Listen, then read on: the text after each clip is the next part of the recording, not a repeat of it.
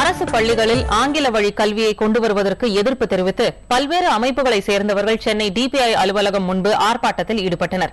இதுகுறித்த விரிவான தகவல்களை தருகிறார் நமது செய்தியாளர் அபிநயா.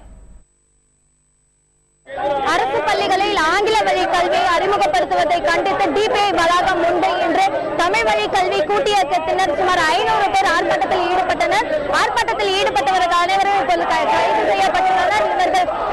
இவர்களுடைய முக்கியமான கோரிக்கை என்னன்னா, அரசு பள்ளிகள்ல ஆங்கில வழி கல்வியை கொண்டு வரக்கூடாது அப்படின்றது இவர்களுடைய முக்கியமான ஒரு கோரிக்கையாக உள்ளது. அதாவது ஆங்கில வழி கல்வி ஒரு மொழி பாடமாக இருக்கலாம், ஆனால் அது ஒரு பயிற்று மொழியாக மாறக்கூடாது. அப்படி அது ஆங்கில வழி கல்வி ஒரு பயிற்று மொழியாக மாற்றப்படுமே ஆனால் மற்ற பாடங்களை பயிலும் மாணவர்களுக்கு அது மிகவும் கடினமான ஒரு விஷயமாக அமையும் அப்படின்ற ஒரு விஷயத்தையும் முன்வைக்கிறாங்க.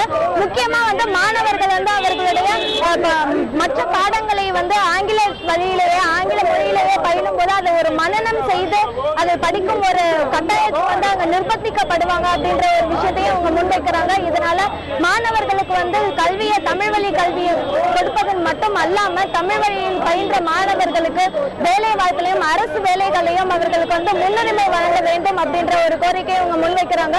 அது மட்டும் இல்லாம மாணவர்களுக்கு, அதாவது ஆங்கில மொழியை கற்பிக்கும் ஆசிரியர்கள் அந்த மொழி பாடத்துல பட்டம் பெற்றவர்களாக இருக்க வேண்டும். ஏற்கனவே பள்ளிகள்ல ஒரு பாடத்தை ஒரு இயற்பியலோ இல்ல வேதியியலோ இந்த மாதிரி பாடங்களை எடுக்கிற ஆசிரியர்களே தான் ஆங்கில மொழியை எடுத்துட்டு இருக்காங்க. இந்த ஒரு நிலையை மாற வேண்டும் அப்படின்ற பல்வேறு கோரிக்கைகளை இவங்க முன்வைக்கிறாங்க. இந்த போராட்டத்துல தோழர் தியாகோ, அதே மாதிரி தமிழ் தேசிய பொது உடைமை கட்சியை சேர்ந்த மணியரசன், மதிமுக கட்சியை சேர்ந்த மல்லை சத்யா போன்ற உள்ளிட்ட பல்வேறு அமைப்பினை சேர்ந்தவர்களும் இந்த போராட்டத்தில் ஆர்ப்பாட்டத்தில் கலந்துக்கிட்டாங்க.